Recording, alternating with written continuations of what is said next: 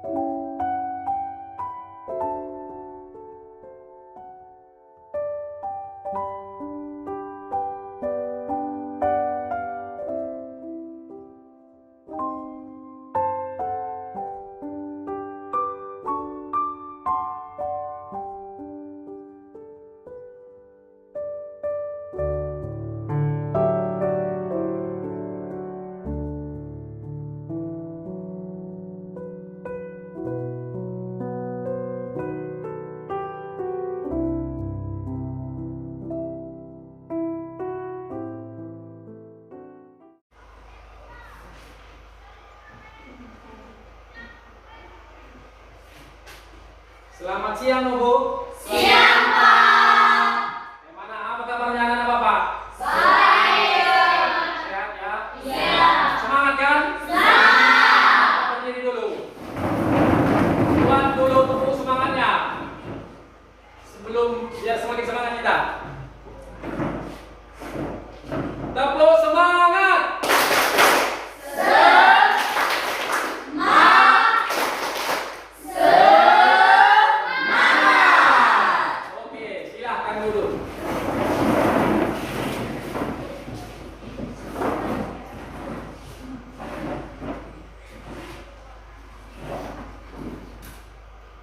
Sebelum kita memulai pembelajaran kita, alangkah bagusnya kita berdoa sebelum mulai pembelajaran kita. Yang membawa ketua kelas.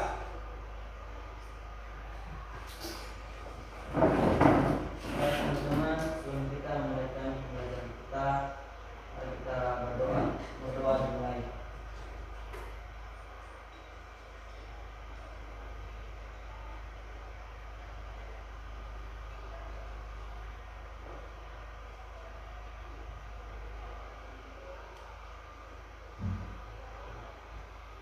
Doa selesai.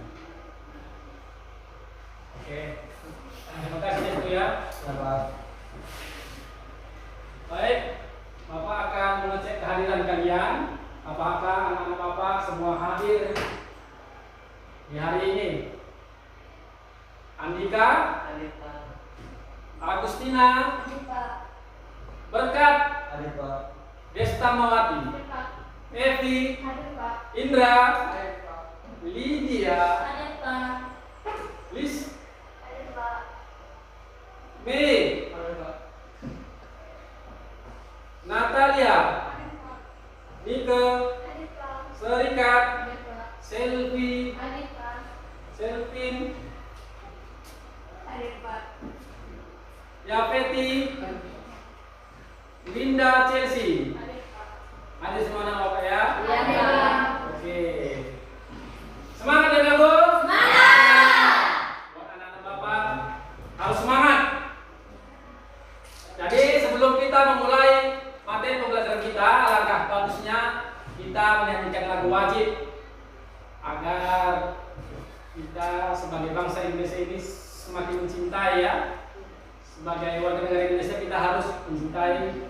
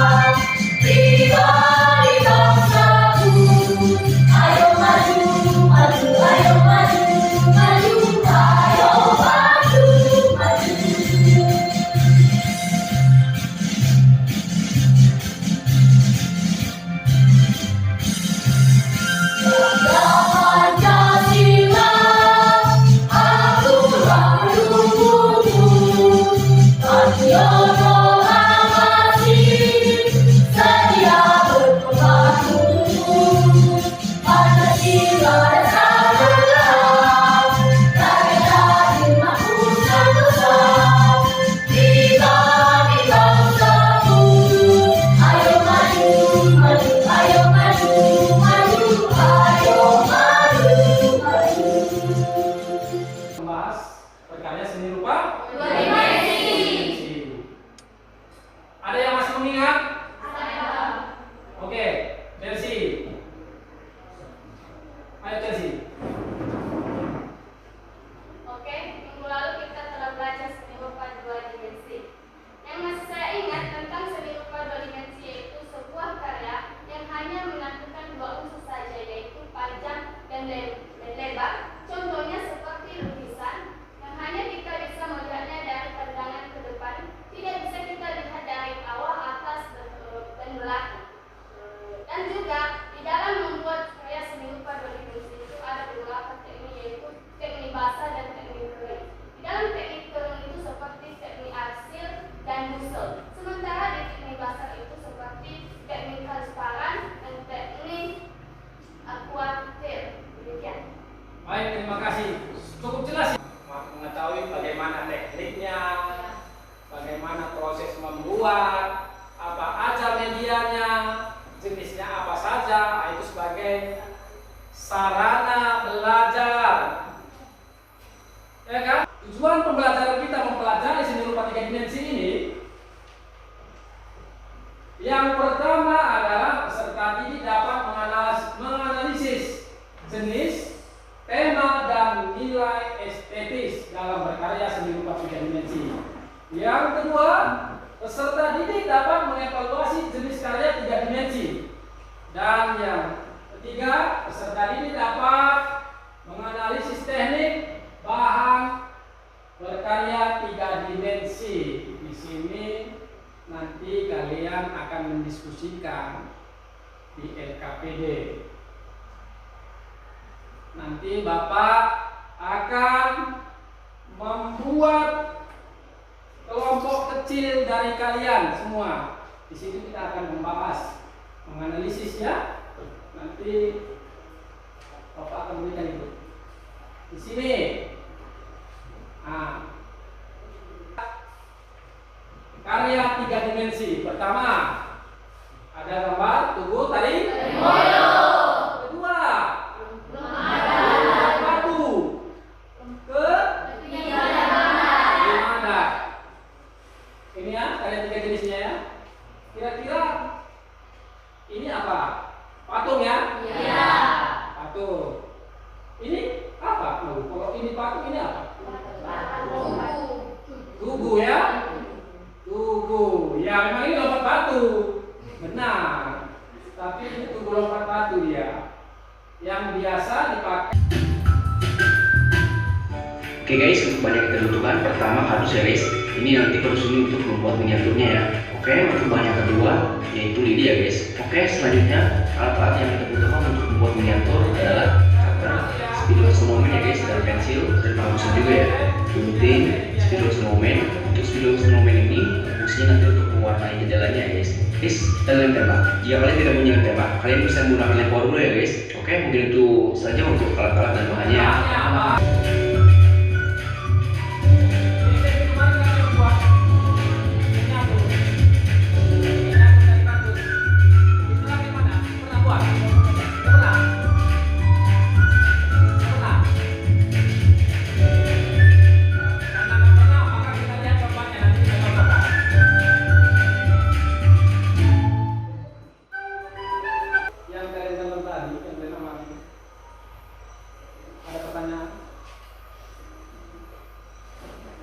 Sudah paham kalian? Sudah. Coba buat pertanyaan satu atau dua dari video tadi.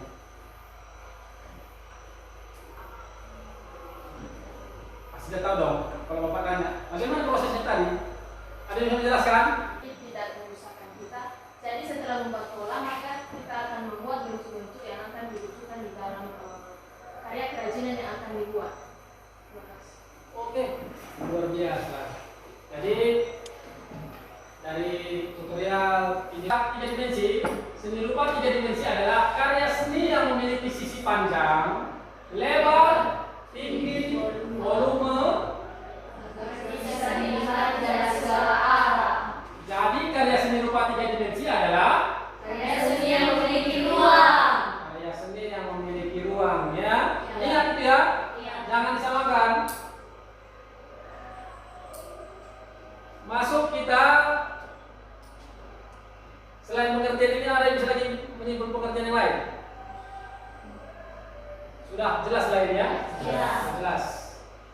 aplikasi, merakit, pahat, dan cor.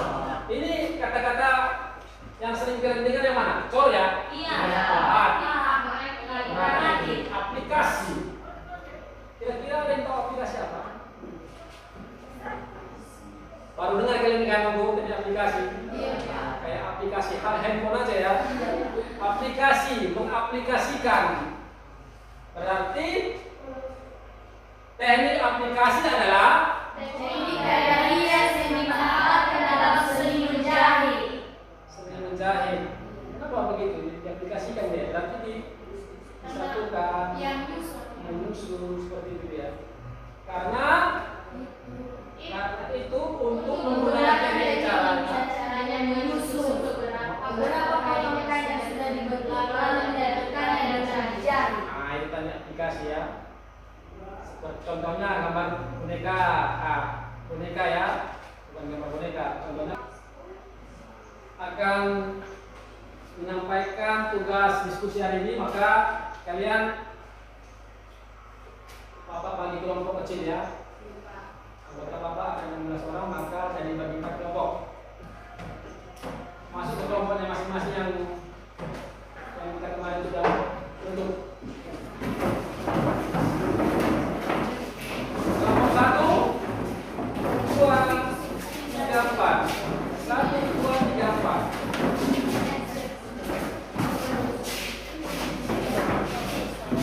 Wah, kelompok 4 geser ke sini ya. Jangan nampak. Lakukan mejanya.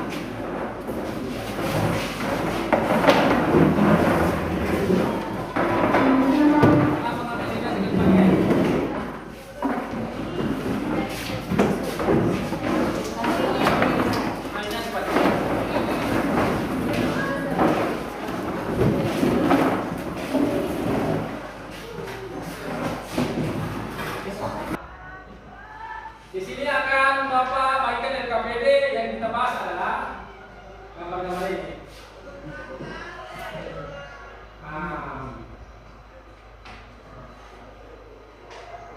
Kelompok 1, kelompok 2,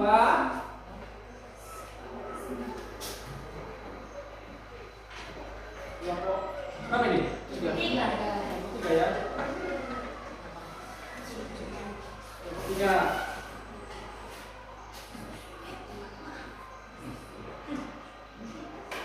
Kelompok 4. Dibagi punya satu-satu.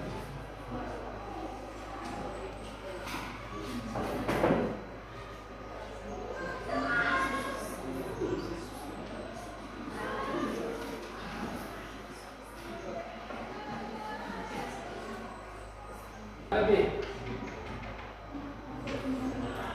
Jadi di situ kalian mencari 2-3 pertanyaan di dalamnya, karena ada kan yang kalian bahas di dalam LKPD.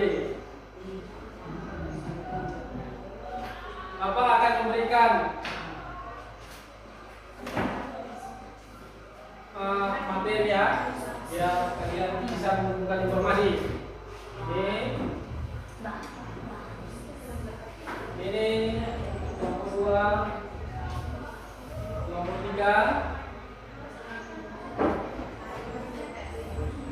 kelompok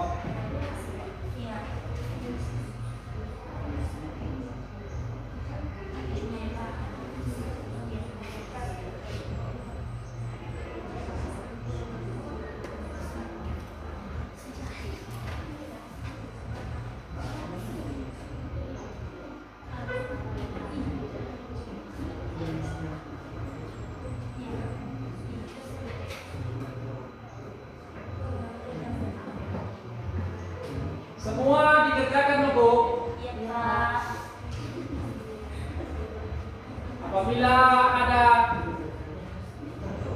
yang kurang paham mengenai gambar ini, silahkan tanya Bapak, kalian akan menyimpulkan.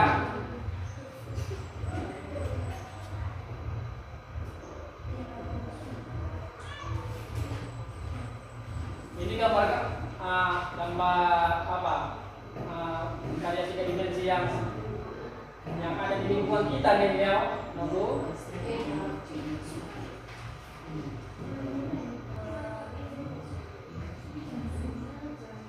contoh karya 3 dimensi apa ini? Tadi kan sudah jelas kita jelaskan. Nah, ini apa ini? Seni patung. Nah, mana tahu ada yang membuat seni arsitektur juga, nggak masalah. Nanti kan kalian bisa mengupayakan pendapat kalian masing-masing. Nah,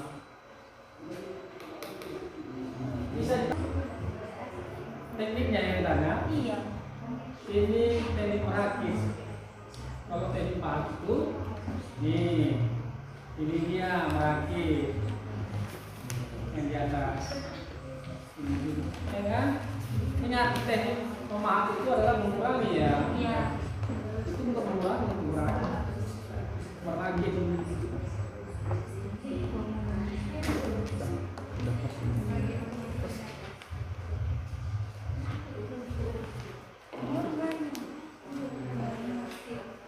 Bagaimana? Minta Chelsea dulu. Semua bisa? Bisa dipahami ya? Nanti kalian mempresentasikan 4 dari depan. Iya, Pak.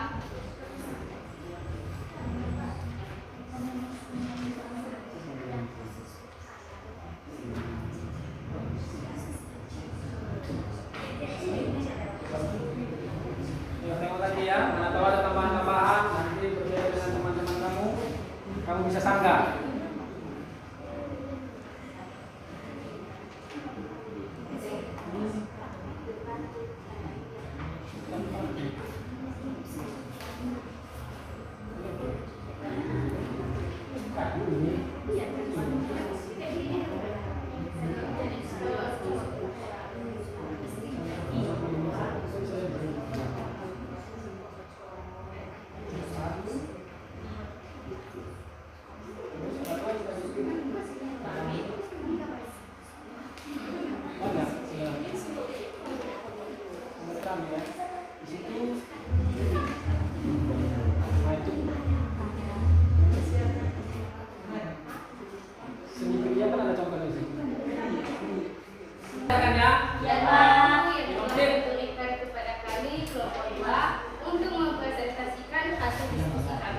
Langsung saja, berdasarkan tugas yang telah dibagikan kepada kita, yaitu dengan mengamati beberapa gambar yang telah tersedia pada ensiklopedia kita, maka kita perlu mengetahui bahwa di dalam gambar yang telah tersedia itu merupakan gambar yang berukuran 3 dimensi. Dan dalam pertanyaan nomor 1 yaitu jenis dan tema karya 3 dimensi. Berdasarkan gambar yang telah tertera pada ensiklopedia kita, maka pada gambar nomor 1 yaitu kita lihat dulu bahwa itu adalah jenis gambar 3 dimensi yang merupakan objek tubuh durian yang terletak di Pulau Nias atau di kota Gunung Sitoli. Sebagai lanjutan contoh pertanyaan berikutnya yaitu contoh karya 3 dimensi apa? Nah, ini merupakan contoh gambar 3 dimensi, yaitu salah satunya patung, yaitu patung monumen. Ibaratnya walaupun tidak pangan itu durian itu adalah suatu ciri khas di Pulau Nias ini, ya kan? Ya. Kemudian hubungan manusia dengan benda. Benda ini kalau tidak dipergunakan bisa jadi sampah, ya.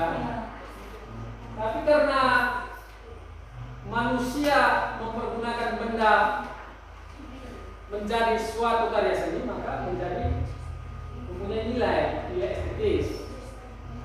Begitu juga dengan 3, hubungan Manusia dan alam sekitar. alam sekitarnya. Banyak kayu di Pulau Nias ini ya yang tidak digunakan. Daripada membazir, maka membuat karya seni yang mempunyai nilai estetis yang bisa mempunyai nilai jual yang lebih mahal, lebih berharga. Itulah kita belajar diskusi ini. Jadi Sanggahan Chelsea bagusnya untuk tambahan kelompok yang lain juga nanti seperti itu. Baik, untuk kelompok 1 cukup untuk nomor ini saja ya. Biar kesempatan yang lain. Tepuk tangan dulu. Baik, kelompok berapa lagi yang mau tampil? Oke, kelompok 1.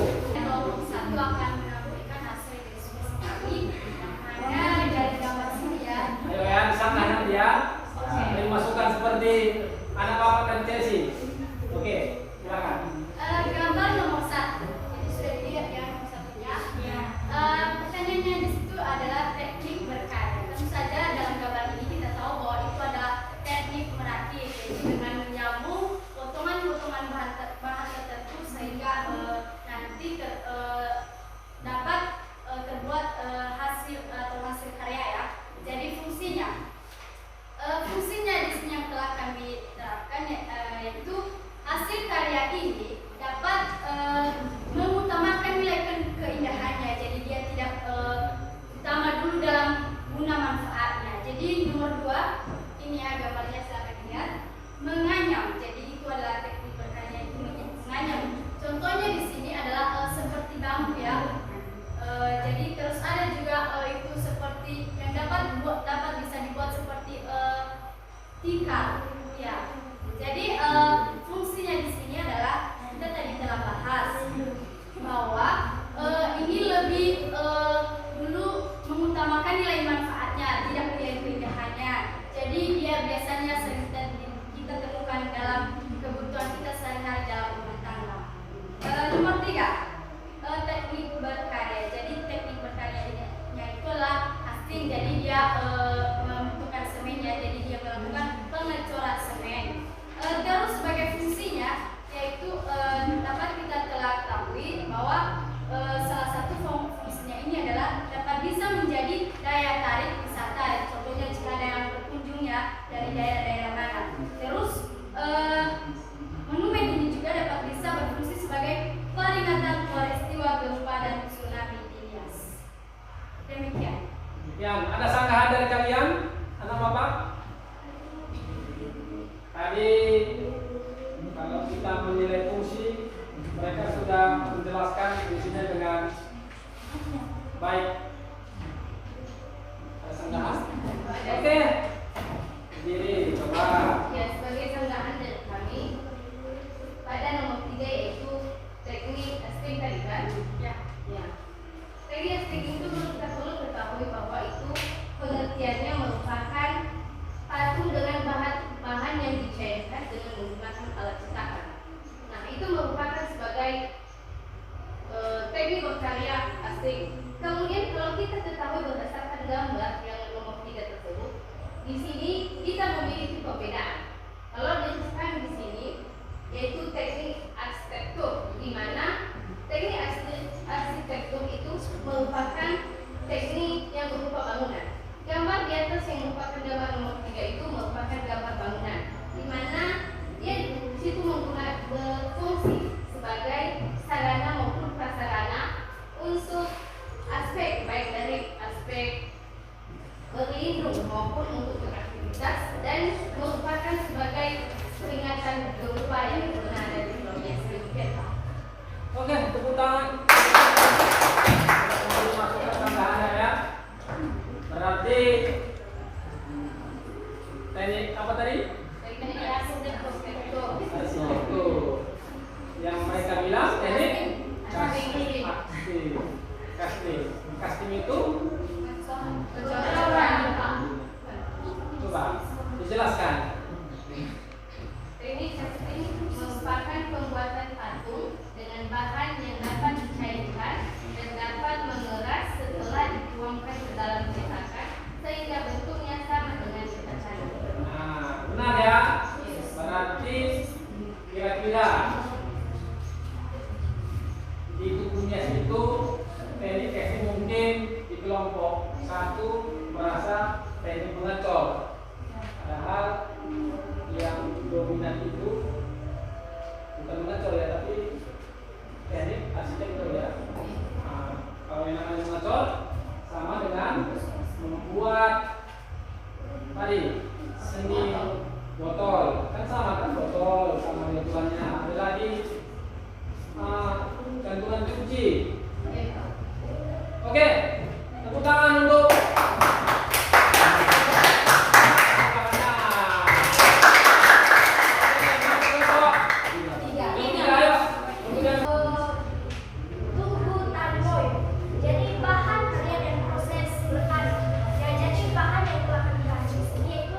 Yang pertama semen, air,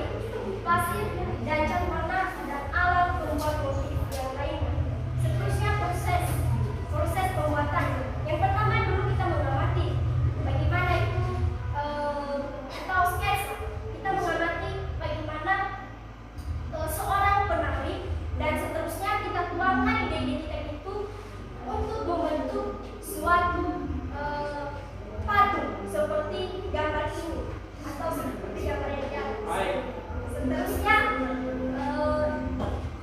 gambar yang kedua yaitu gambar boneka.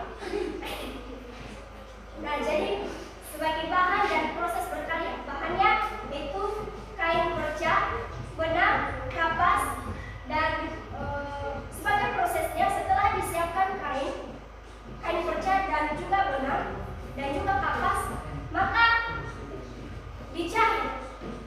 Setelah dijahit, tidak semua juga dijahit, tapi ada sedikit lubangnya sesuai dengan bentuknya untuk memasukkan berbagai banyak seperti kapas supaya terbentuk atau terwujudnya seperti boneka. Seterusnya ketiga, gambar yang ketiga menunjukkan gambar mengadat. Nah, jadi bahan karya dan proses berkaryanya, bahan itu stik kayu, daun rubiang sebagai atap, dan paku. Proses pembuatannya itu dengan cara merakit sehingga membuat suatu wujud atau bentuk, yaitu rumahan. Sekian dan terima kasih. Jika ada sanggahan. Ada sanggahan? Ada Pak. Sanggahan dari yang lain? Saya. Boleh? Coba. Di sini saya punya sanggahan di gambar ketiga tentang bahan. Menurut kami tadi di kelompok ini tidak menggunakan paku. Dikarenakan campuran paku itu besar. Karena kita melihatnya. Menurut kami yang digunakan bahan dasarnya ini adalah lem. Iya. Lem ya. Oke. Karena miniatur adalah bahan untuk menyambungkan konstruksi bangunan itu, maka menggunakan lem, tidak menggunakan paku. Tidak menggunakan paku. Karena paku bisa mengakibatkan kayu yang kecil rusak. Nah, berarti itulah masukannya. Kalau ada yang salah, maka diperbaiki. Ada lagi yang lain? Ya. Saya memberikan sanggahan di sini mulai dari nomor 1 sampai nomor 3. Tertera pada bahan. Ini menyimbolkan ciri khas Polonia sebagai penghasil durian yang bagus-bagus. Yang kedua, ini adalah gambar miniatur motor sport yang terbuat dari bahan limbah lunak, yaitu kardus atau karton. Temanya yaitu hubungan manusia dengan benda.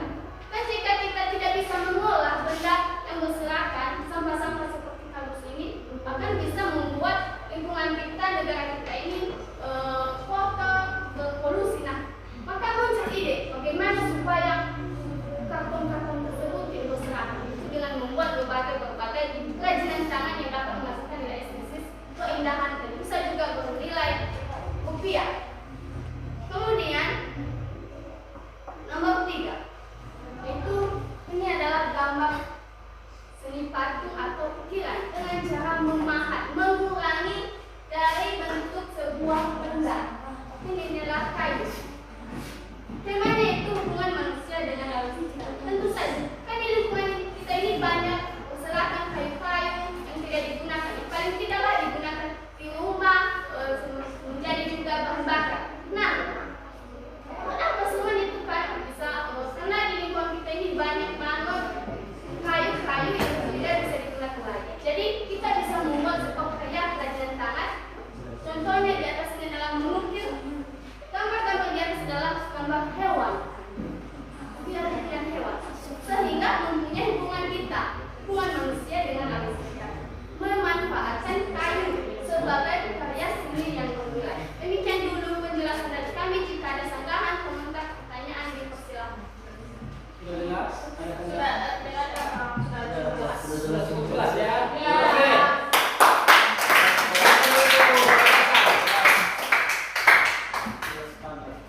Oke, silakan duduk. Belajar perkara yang terjadi di sini, kalian sebagai akademik akan menambahkan ilmu pengetahuan kalian bagaimana membuat atau berkarya dalam seni berupa 3 dimensi yang seperti tadi merakit, karya merakit bagaimana prosesnya, mendesain dulu, kemudian kita bentuk, kemudian kita tebak-tebak, nanti kita rakit menjadi buku yang sesuai dengan kita. Kedua, dalam mempelajari seni rupa 3 dimensi ini, kita bisa melihat sejarah seperti monumen Tugu Tsunami, monumen Lompat Batu, dan patung Tarimoyo. Itu mempunyai nilai sejarah yang dalam, karena dalam seni rupa 3 dimensi ini kita tidak mempelajari bagaimana proses membuat, tapi bagaimana proses masa lalu yang perlu dikenal, budaya apa yang di dalam. Yang Bapak naikkan adalah karya-karya yang ada di Kepulauan Nias ini. Baik, ada yang bisa menyimpulkan? Kenapa Bapak? Sedikit. Ayo Chelsea atau Selvin, simpulkan materi kita hari ini. Ayo, sebelum kita menutup perjumpaan kita hari ini, maka siswa dan Bapak menyimpulkan sedikit tentang materi apa yang kalian pahami. Boleh Chelsea, boleh Selvin. Ayo Chelsea lah. Oke, Selvin, rebutan kalian luar biasa dengan Bapak. Oke, Selvin yang kuat ya. Baik, sesuai dengan materi kita yaitu berkarya seni rupa 3 dimensi. Yang perlu saja kita ketahui di situ apa itu yang dimaksud dengan karya seni rupa 3 dimensi dan apa sebagai contohnya dan teknik-teknik apa saja yang digunakan dalam karya seni rupa 3 dimensi. Nah, karya seni rupa 3 dimensi merupakan karya seni rupa yang memiliki 3 ukuran sisi, yaitu panjang, lebar, dan tinggi atau volume, yang bisa dinikmati dari arah mana saja, baik dari depan, belakang, sisi kanan, sisi kiri, maupun dari arah bawah maupun ke atas. Itulah yang dimaksud dengan karya seni rupa 3 dimensi. Selanjutnya, contoh-contoh karya seni rupa 3 dimensi itu yaitu patung, guci, dan masih banyak lagi bentuk karya yang dapat kita lihat dalam kehidupan sehari-hari yang pernah kita temui. Kemudian teknik-teknik apa saja yang kita gunakan dalam seni rupa 3 dimensi ini supaya kita untuk menjadi seorang seniman suatu saat nanti untuk mengembangkan bakat dalam diri kita, maka kita sebagai seorang seniman maka perlu kita ketahui apa saja teknik-teknik yang ada di dalam karya seni rupa 3 dimensi. Dapat kita ketahui tadi bahwa ada 4 teknik yang telah di dalam LKPD yang telah kita bahas atau yang kita pelajari pada saat ini, yaitu pertama teknik aplikasi, yang kedua teknik merakit, keempat teknik charm, dan keempat teknik pahat dan teknik mozaik. Nah, sekian saja dulu yang perlu kita ketahui atau yang dapat kami simpulkan sebagai karya tiga dimensi. Baik, terima kasih Selvin telah memberi masukan. Baik, lihatlah saya waktu sudah 2 jam lalu. Iya Pak. Minggu depan kita akan berkarya bagaimana cara membuat seni rupa 3 dimensi dengan merakit ya. Ya, Pak. Jadi jangan lupa membawa alatnya, pisau, gunting, kemudian lem, pensil untuk membuat desain. Baiklah, tadi kita sudah mengawali dengan doa, maka kita akan menutup dengan doa. Yang menutup doa, ayo si ya.